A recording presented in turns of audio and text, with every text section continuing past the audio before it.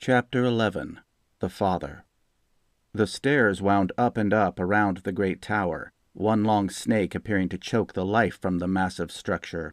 Crysin stopped to catch his breath. His eternally rosy cheeks reddened even more from exertion and the cool breeze. He was a big man, with lingering baby fat on his cheeks and jowls that had never left him, belying the strong, thick body beneath his robes. Climbing was not necessary, but he felt that he could use the time to reflect. Looking east across the lake, he could see Falfarven in the distance, a city infested with mortal vermin who were happy to nestle in the near proximity of their betters, fleas on the hides of wolves. Even fleas could be useful. The city's intermittent towers were poor, fragile imitations of Alamon's shining metallic wonder in the lake. For hundreds of years, the Northern Rosians had hired the most respected builders in Alnorda to raise the buildings in tribute to the great tower.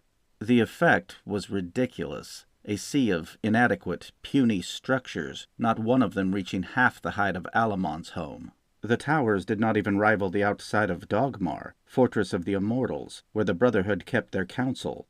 Carved into the rock of the mountain to the north, that fortress was a testament to how great power could be utterly wasted. In ancient Cidion, whole cities had been made in the manner of the great tower, magic and metal blended together into structures that human craftsmanship could never hope to match. Boldenhost, the seat of Crysin's power in Nefarin, was terrible to behold. Black iron towers connected seamlessly to the outer walls, an impenetrable fortress filled with palaces and courtyards. His people, the Nefarins, had been strong, sacrificing themselves for his every whim. And then came Alamon with his burning white eyes, commanding him to relinquish his throne. Those eyes never left him. They were always in the back of his mind, watching, slowly driving him mad. Soon those eyes would close, and Nefarin would rise again. He breathed in the fresh air, admiring the purity of spring. The land would soon be totally free of winter, just as he, and those who followed him, would be free of this cursed land itself. Looking down, he could just make out the small island on which the tower had its foundation. Alamon taught his children not to glorify themselves with personal achievements, yet made his home in the great tower under the guise of allowing him to be more accessible to the thoughts. The man was a hypocrite. The so-called great thoughts still spoke to Crysin, but he no longer listened to their prattle. He had found a new set of voices, and they sang to him as he continued up the stairs. A disgruntled fishhawk perched on the rail screamed at his intrusion, flinging its small body into the wind at his passing, but nothing could shut out the voices as they sang sweet songs of power, sweet songs of home. He would be the father of a great nation once again. Rounding the final bend, he came to a halt in front of a small wooden door. It was stained a deep walnut, with colored moons and stars painted on it, courtesy of the mortals below. Foolishness. He reached out to knock, and the door swung open on its own accord. A stooped old woman emerged, a look of contentment on her weathered features. She bowed her head to him slightly, with a secretive smile. He wanted to murder her. She should throw herself to the ground at the mere sight of him, out of respect, out of fear. He wanted to sweep her aside like dust, fling her broken body into the wind like the squawking bird. Instead, he smiled back. Soon. He could be patient a little longer. He had learned nothing in this thought-forsaken land, if not patience. Stepping politely aside, he watched as the woman began the long descent down the spiral staircase. Then he turned and entered the open doorway. Alamon stood casually, his back to the fireplace, a small blaze crackling without the presence of smoke or fuel. He watched Crysin come through the door as if expecting him, watched with those terrible white eyes. Crysin spoke first, his deep voice full of confidence. He was in command now. Alamon's power was diminished, and they both knew it. Are you accepting visitors, father? You have been gone, my son. The ancient mage sounded so weak. I have been welcoming the townspeople, and others, more and more this past year. Grislind gave a wry smirk when he saw the large oak desk, normally reserved for important documents and instruments of knowledge, now jumbled with flowers and ridiculous gifts, everything from woolen socks to a hand-carved wooden flute. "Does it not distract you from your studies and your famous meditation?" he asked, raising a bushy white eyebrow. "My studies are complete," said Alamon, ignoring the subtle sarcasm.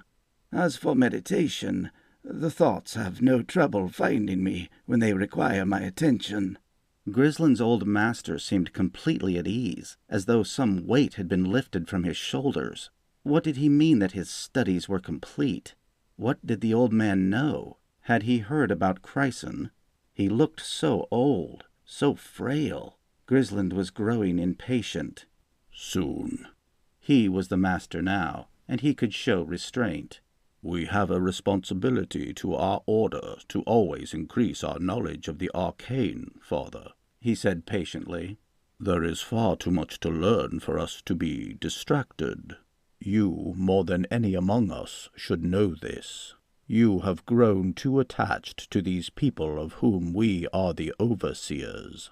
It saddens me to see how you have burdened yourself with the lives of mortals." "Mary is no burden," Alamon chuckled. "She is an old friend, in a manner of speaking. She first came to me when she was a young girl, ready to see the world, starting with the old man in the tower. I told her to follow her heart. She has seen so much goodness in her short mortal life. She has loved and lost. The great thoughts will rejoice at her return." "Return?" asked Grislind, genuinely curious. "They are always happy to welcome back one who has lived a full life, for they learn as much from their children as their children do from them." "I'm sure they do. Mindless drivel." Alamon sighed, moving to a nearby shelf to stare at his collection of figurines, most of which he had likely crafted himself. Not only was he a tyrant in monk's clothing, but he fancied himself an artist as well. Art was well and good so long as it was functional and symbolized strength, but Alamon's attempts had always seemed like frivolous failures. "There was promise in you once, my son, but we understand now that this was the path for which you were always destined." "My destiny is to replace you, old fool." "We, Father? Do you count yourself among the great thoughts now? Or have you found a way to breathe life into your little carvings? You will face your madness before I kill you." "There is so much that you do not know, and I pity you the lessons I have left to teach you. Is it time, then?" "Oh, yes, it is time." "Time, Father?" "You have come here for a purpose. After your work in Crysin, I can only surmise your intentions. You have come to kill me." Grislind's heart skipped a beat. He knew. This was all wrong. Alamon was supposed to break under the weight of the cold, hard facts that Grislind would present. He was supposed to admit the foolishness of his ways. He was supposed to see that Grislind was right, had always been right. He was supposed to see that Grislind had become the true father. He had to. "You pay me lip service for all these years. You long for the return of what you call greatness. You stoop so low as to listen to lies from the jealous ones that cater to your selfish desires. And now you come to me with that long-suffering smile you wear like a mask, false even to the last." "So be it." "No, Father," Grislind sneered, his anger boiling over. "It is you who have been false. False to bring us here with promises of a better world. Better for whom? Not for me. False to preach to us of self-deprivation, whilst you sit on high with these so-called great thoughts. false to pretend that you care about the betterment of our order, when what you truly care about are these lesser beings who do not know what is best even for themselves. False to deny us our true power." He finally released the rage inside of him, throwing his full strength against Alamon. Into his onslaught he poured lifetimes of pent-up aggression, all focused into one definitive thrust of sheer power with all of the elements. He stole the wind from the sky, the water from the lake, the earth from the surrounding countryside, the fire from every blaze within 100 miles, and channeled it all into a violent maelstrom of malice that he hurled at the frail figure before him. The force he released was enough to level a mountain. Nothing happened. Grislin's power split around the father like silk parting around a razor. Alamon stood his ground easily against the torrent, a grim look on his face. Grislin's eyes widened as he was suddenly thrown backward and trapped against the metallic wall of the tower. The only thing that saved him from being crushed was the imperceptible shield of condensed air he maintained around himself at all times, a throwback from the days when the demon lords were free, and any moment could be your last if you were unprotected. He held the shield unconsciously now, a small drain on his power for the reassurance it gave him. Alamon approached, his white eyes shining brighter than the sun. "You were a ragged, malnourished, abused little boy when I found you so long ago, born with a horrible purpose, traumatized from the brutality of a war you do not even remember. I thought I could mold you into something better than a weapon. The others took to my teaching readily enough, but not you. Never you." Alamon's voice changed then, his words echoing as if spoken by a distant chorus. The effect was staggering. "I promise you," the voice boomed, "that before you die, I will show you the truth of what you are, and it will break you so completely that your soul will never be mended. That is the price of your betrayal." Grislin felt a moment of sheer panic. The father was all-powerful. Whole civilizations had revered him, worshipped him even. Perhaps the father was the great thoughts in the flesh. And then he saw. Alamon was trembling. The old man was putting everything he had into simply holding him in place against the wall. It was a clever trick that Alamon must have used to redirect his initial attack, but a trick nonetheless. He would not make the same mistake twice. He was the master here. Waving his hand, more a gesture of dismissal than for any practical purpose, he slapped aside Alamon's pathetic current of power, and his feet thumped solidly back onto the floor. With a vicious growl, he encircled Alamon in an invisible vice-grip of air, determined not to let his old master escape. "Your lessons were also false, father," he spat. "Now I will show you what it means to be a mage." He raised his arms and Alamon was flung upward, where he met with the ceiling before falling back down to land on his back with a thud, squarely atop the large oak desk. Grisland moved in. He had a long list of grievances to take up with this pathetic old man, and a detailed plan of how each would be accompanied by a very painful lesson of his own.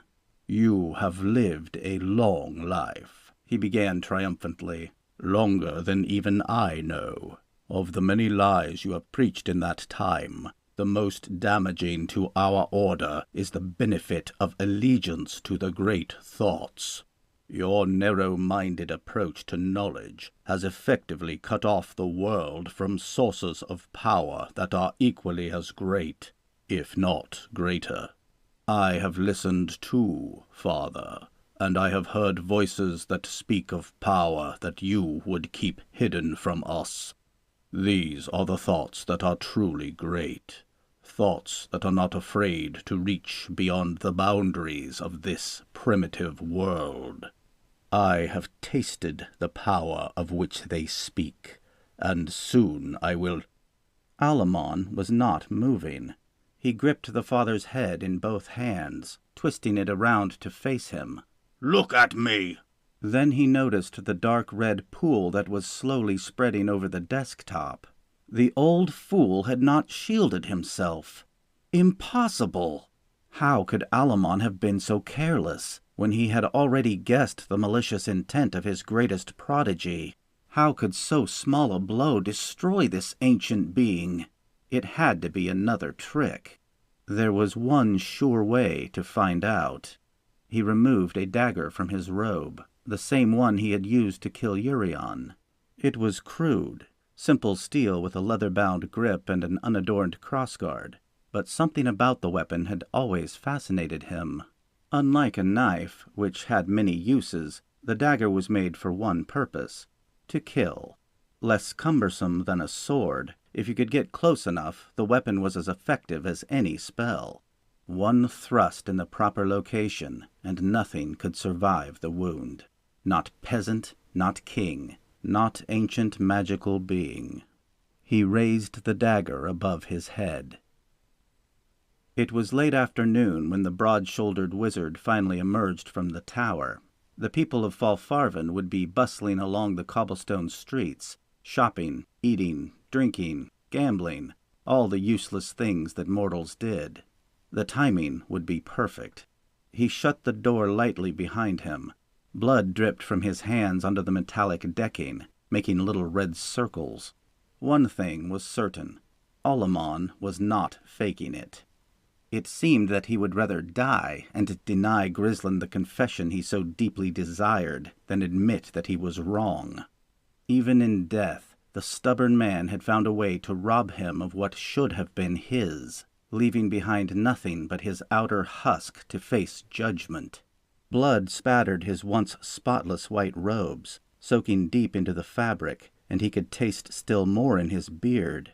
He made a mental note to have a set of deep red robes tailored to commemorate this day, and remind him of how glorious it felt to be covered in Alamon's blood. In the meantime, this would never do. Tilting back his head and raising his arms, he forced a fine mist from the lake to rise up and swirl about him, cleansing his body and robes. Then a gust of warm air blew about him, drying him completely and fluffing beard and hair to perfection until he appeared as the kind, aging grandfather once again. The next step would be a little trickier. Reaching into a pocket hidden deep within his robes, he removed the black stone. The forging of this ingenious device was alien to him, having been crafted on the other side of the split by forces unknown. It was, as far as he knew, the only artifact to come from Sidion in over 2,000 years. He faced the tower, taking in its every detail, then focused all his energy into the stone until its impossibly dark interior began to move, and he lost himself in what was now the churning fog of its insides. He could have sworn that his eyes remained open, but somehow he opened them again. Tendrils of dark fog twisted about him now, as though he had been transported inside the stone, and through its ethereal strands he caught glimpses of a city like none that had ever existed in Elnorda. Black spires rose to dizzying heights, only to come to a halt against a ceiling of natural rock. Torches burned everywhere, the blurry flickers of orange leaving momentary tracers in his eyesight. Another presence soon joined him, and he instinctively felt to be certain that his defenses were in place. He turned to face the newcomer, and as always could make out little but the eyes, its flesh, if flesh it was, being as black as night, an amalgamation of the fog. Grisland could leave any time, of course, but he could never seem to enter the mysterious city. He detected no illusion, though. The city was real. "What do you want?" the newcomer hissed. "Proper transportation that will make an impact," he replied. "Lend me your unique abilities." "Very well," said the other. "My magic will answer your call. You have done well, and you will be rewarded." "Of course I have done well," he snapped. "Alamon is dead, and soon all of Elnorda will be mine. It is you who will be rewarded for your help." The others said nothing, but Grisland sensed that it was smiling. It was an infuriatingly smug creature, but he would deal with it, too, when the time came. Closing his eyes, he pictured the great tower and its surroundings. Before long, the actual tower coalesced before him and became solid, his eyes open again, though he had not opened them. The sensation was always disturbing. He moved to the iron rail, looking out over the vast lake below. Reaching into the crystal again with his mind, just enough to feel the presence of the other, he allowed the foreign magic to fill him. His senses expanded to incorporate the power that was once forbidden him by Alamon. Hycenthor had shown him how to master some of it, the small portion that the sorcerer understood. For that, the useful man truly would be rewarded if he continued to serve well. The rest of the magic he had to feel out for himself. Searching the lake with his heightened senses, he found what he was looking for. A battle had been waged here long ago, before the lake was formed, by an unknown people from a forgotten time. He could sense the lingering residue of war, of death. Filled with this new power, it called to him. He sensed the violence that had taken the combatants, reveled in their ancient rage as they charged one another with the intent to kill. The emotions were still there, hanging in the air like fruit that had rotted on the vine and refused to fall, the enmity of spirits who would never let go of their grudges. Deep in the mud below the lake, the dead held on to their hate. He raised his hands out over the iron railing, and the surface of the water slowly began to churn. Sweat beaded on his face. What he was attempting was complex and potentially dangerous, especially for someone with limited knowledge of the forces he was dealing with. The elemental magic that he was used to came naturally from the things all around him, but this lore was much different. Instead of becoming one with his surroundings, it was a forceful invasion of the natural balance of life. It was as if he was ripping something from Mother Nature's womb that she wanted very badly to keep inside, and he would have to pull very hard. The lake began to steam and hiss until it bubbled like a pot of boiling water, and a massive whirlpool took shape. An ear-splitting shriek filled the air. Deep within the giant cone, a dark void appeared, lightning crackling across its circumference. From the void emerged 4 images from Nightmare, horses galloping on the air up through the center of the whirlpool. The spectral beasts appeared to be made entirely of yellowed bones with odd bits of dark flesh connecting them. Behind them trailed a black carriage. Upward they spiraled beside the tower, climbing their own invisible ramp until at last they came to rest before him. He wanted to recoil from their grotesqueness, but was so fascinated that he could not. They hovered, obedient, waiting for the master who had woken them from slumber and controlled the forces that they served. Grisland slumped against the rail, exhausted. Luckily, the next step was easy. As soon as he had caught his breath, he formed an image in his mind, as Hycenthor had taught him, of 4 white horses and a gleaming white coach. The once hideous team shimmered, and in its place stood an escort fit for the king of Alnorda, one day the king of the entire world, the true father. The transformed horses stomped at the air, eager to be off. After the illusion he had cast at Crysin Castle, a spell that had stretched for 100 miles in every direction, this had been nothing. For a mage who could make mortals see their friends as their enemies and their enemies as their friends, it was no strain at all to create this small bending of the truth. That illusion had taken some of Urion's blood to augment and define its parameters, true, but the willpower needed for the transformation had come from him. Stretching forth his palm, he lovingly caressed the mane of the lead horse, a child of his creation, more or less. To the mortals below, it would appear as if a god was descending from the heavens to help them through these most trying of times. A god is exactly what he would be to his people. The door to the coach opened silently, and he climbed over the handrail and stepped inside. Down they flew toward the valley, descending on Fall Farven like the first snow of winter come in the spring. He had chosen his landing area carefully. Acceptance Square was built on the very spot where Alamon had first addressed the nomads of northern Rose, granting them permission to build their city in the shadow of Dogmar and the Great Tower. They became Alamon's people that day, in their minds, and the historical significance of the location would not be lost on them. These people remembered every interaction they had ever had with a member of the Brotherhood, embellishing each account in their stories, poems, and songs until the truth of the encounter was impossible to discern. If Alamon or one of the brothers said so much as "good day" to a northerner, they would promptly inform their neighbor that a mage had confided in them the wisdom of the ages. The northerners, as the rest of the grassland nation generally referred to them, barely considered themselves as part of Rose at all. Their deluded minds would be fertile soil for the seeds that he would sow in them, and the famous square was where he would plant the first of those seeds.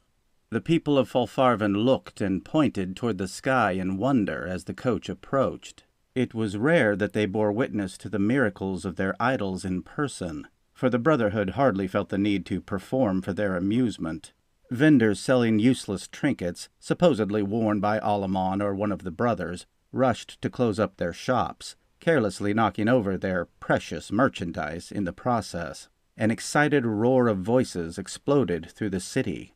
The flying horse-drawn carriage came to rest in the exact center of the square, to the sheer delight of the swiftly growing crowd, who cried out, clapped, prayed, or just laughed stupidly. The door opening of its own accord caused nearly as much fuss as the coach itself. Pathetic. Grisland stepped out, trying his best to wear a polite yet somber expression, an effect that was slightly negated by his rosy cheeks and dimples. Without a word, he made his way dramatically through the throng, who parted for him like a herd of sheep before a lone wolf. A few dared to reach out and gently touch the hem of his robes in some sort of religious ecstasy as he passed. He supposed he would have to tolerate that for now. Climbing the few steps to mount the large dais on the eastern edge of the square, he turned to face the gathered multitudes of Falfarven's finest. The scene was set. People whispered back and forth excitedly, wondering what strange circumstance would prompt one of the brothers to address them in such a manner. Grisland heard his name scattered through the crowd a few times, and occasionally the word Dimples, his unofficial nickname among the people. He vowed that someday soon he would cut the tongue out of anyone who used the word in his presence, no matter what the context. When he raised his arms above his head, there was immediate silence. "Hear me, good people of Falfarven," he began, manipulating the air so that his voice carried throughout the city. "Many of you may not know me by sight, for I have been abroad some time looking after the interests of the Brotherhood, but I know that you have heard of me." There was an affirmative murmur, and he heard the word Dimples again. "I am Grisland, humble servant of the great thoughts. I come to you today with tragic news. Our leader in the war against those who would destroy us all, brave Alamon, my father, our father, is dead." He even managed a small tremor in his voice. The gasps from the crowd were delicious. Soaking in their fear and uncertainty, he let them work themselves into a frenzy, waiting until the collective anxiety reached its peak before commanding their silence in a booming voice, magic-assisted, of course, that left no doubt as to who was in charge. "Silence!" The command echoed in every corner of the city. After holding their undivided attention in the clenched fist of his will for a few luxurious heartbeats, he softened his tone to show how sympathetic he was to their plight. "In his final words, Alamon spoke of you, the people of Northern Rose," he lied. Another pause, to let the fools soak in the false glory of being acknowledged by their betters. "He was concerned about your future, and requested that I be the father to you that he has been these many years. I told him, through my tears, that it would be my life's honor to lead you, but that I would only do so if you'll have me of your own free will. And so I come to ask you, good, fair, honest denizens of Falfarven, will you have me?" The silence was complete. until one by one at first, and then as a collective, the assembled crowd sunk to their knees. Not a single person in the city was standing for as far as he could see. There was not a dry eye in the square either, not even his own. A small trickle of power had seen to that. The fleas were his. "I am your father now," he told them. "I will be the shepherd, and you will be my well-tended sheep." The analogy was perfect. Sheep were incredibly stupid, and these people were certainly not capable of leading themselves. The fanatical glaze in their eyes was proof enough of that. They had room for only one master in their simple lives, and it would be him. He held his arms out to his sides, symbolically embracing them as they began to chant his name. Not Dimples, but Father Grisland. "Silence!" Again he cut them off, as though he could not bear their adoration through his deep grief. "Soon we shall lay him to rest on a holy pyre, that his essence may depart to be with those above. Then we will mourn the great man, the great mage, the great father, for the period of 1 year.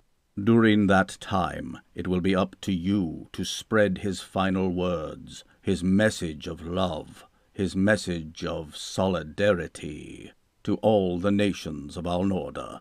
Many were still chanting low, but listening as well. They could not help but listen, so forceful was the power of Grisland's voice amplified by magic. Others simply stared in awe of him, blessing this most holy day that brought them so close together. He continued to speak for well over an hour, on how grand the future would be, how strong they were, how diligent in their servitude to Dagmar. He noted that there were soldiers in the assembly along with the common folk. The Legion of the Brotherhood was a well-trained fighting force, fanatically dedicated to serving the every whim of their masters, but aside from the occasional peacekeeping mission and their duties on the Day of Darkness, they did nothing but await orders like a dog waits for a juicy morsel from its master's table. He would give them the purpose and direction that they lacked. Ever so subtly, he steered them in the direction he wanted them to go. They were a blessed people, a chosen people, more worthy than their brothers to the south, he told them. Because of their servitude to the greater good, the people of Northern Rose had set themselves above the other nations, he told them. It was time that all the nations, beginning with Rose, followed suit, he told them. It was their mission now to see that they did. He commanded them. By the time he boarded his coach to depart, the sun was down, and the crowd was in a state of rapture. A group of women, to his amusement, had disrobed and were dancing erotically in the light of the many torches that had been lit throughout the square, bathing in the lingering ecstasy of his voice. More than one fight had broken out, and the people were ready to mob anyone who spoke against the Brotherhood, and especially against their new leader, the Reverend Father Grisland. They would tear Rose apart stone by stone until they found anyone and everyone who would dare speak such blasphemies, and put an end to them. Word of his ascendance, of his greatness, would spread like a plague.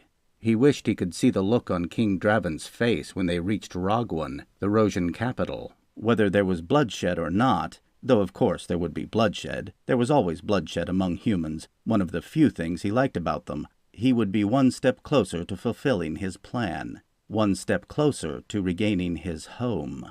Nefarin would rise again, more powerful than it had ever been.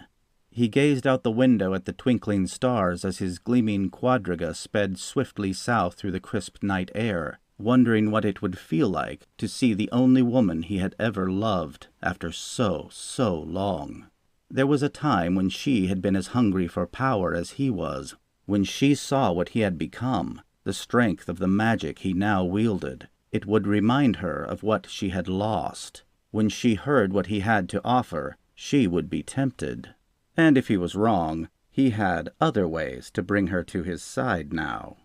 Reclining into a comfortable position, he reflected on the past, the future, and on her emerald eyes.